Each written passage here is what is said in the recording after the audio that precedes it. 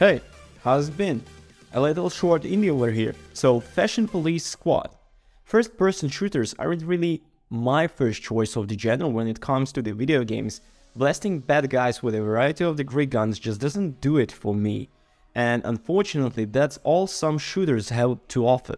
A bit of creativity too, and I'm over an FPS, so imagine my delight when I heard about the Fashion Police Squad. A retro-style shooter where all the enemies are commit crimes against the fashion. As SunandDust, your job is to fight the unfashionable walking in the streets of the Tendropolis. This is a tall task at the best of the times, but recently the style fox paws have started getting out of the hand. You decide to get to the bottom of this and follow some clues which lead to some of the biggest fashion designers in the land. To truly be bad taste for a good, you'll need to take it down from the top, which means it's time to be a fabulous adventure. So, how do you stop people from committing fashion crimes, I hear you ask? You shoot them. Not with your bullets. That would be barbaric. Instead, you use guns designed to correct clothing catastrophes. Your first weapon is a dye shotgun that pumps color onto drab suits. Then you unlock a sewing gun that stitches its outfits into the tailored texture, followed by a water gun that tones down garish neon ensembles. It's a really creative way to handle combat in the FPS, and it's a thematic perfection.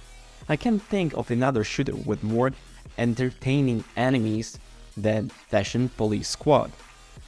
And they are fun to fight too. From the Karens in potato sack dresses that need surprising up to men in the awful 90s flame shirts, setting fire to the world. Every encounter is unique and fast-paced. The attacks these badly dressed villains unleash are always the dodgeable too, which means that as long as you are quick on your feet, your health bar will stay nice and full. It's crucial that you use each and every gun at your disposal when dealing with these varied enemies, because this isn't a one-size-fits-all situation.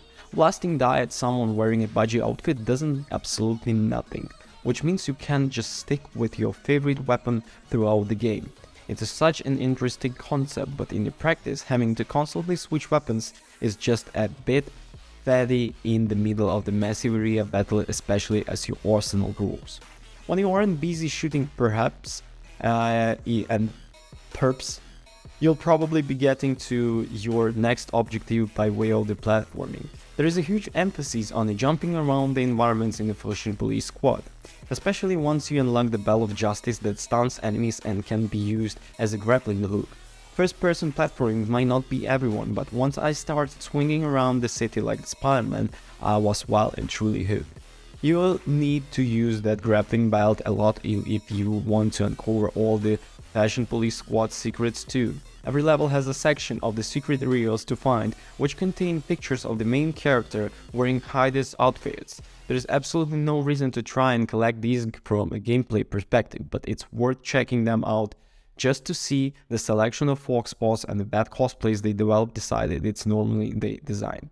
The selection of the enemy types, weapons and secrets alone would have easily been enough to make Fashion Police Squad an entertaining retro first-person shooter, but that's not all the game has to offer. As you progress further into the latter levels, almost every single one will have a new gimmick to mix things up. One level features sniper sections, where you fix fashion issues on the red carpet from the affair, and another ends in a high-speed police chase with entertaining turret action. There are intense boss fights throughout the game too, which require all your skins and weapons to survive. It is impossible to get bored with the amount of the variety on offer in this game.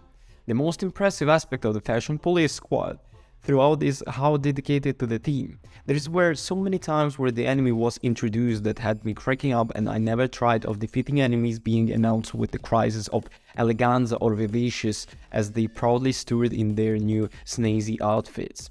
Getting to see your hard work playing off and of each level with the runaway show of all defeated enemies is a nice touch too. And watching their little pixel dances always was a treat. Fashion Police Squad is much more than another retro-style first-person shooter with a fantastic theme and interesting gameplay, helping it stand out from the pack.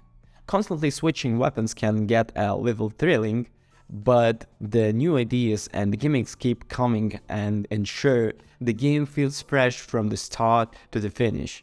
If you always like through the Doom could use more hot walks, then this first-person shooter is for you.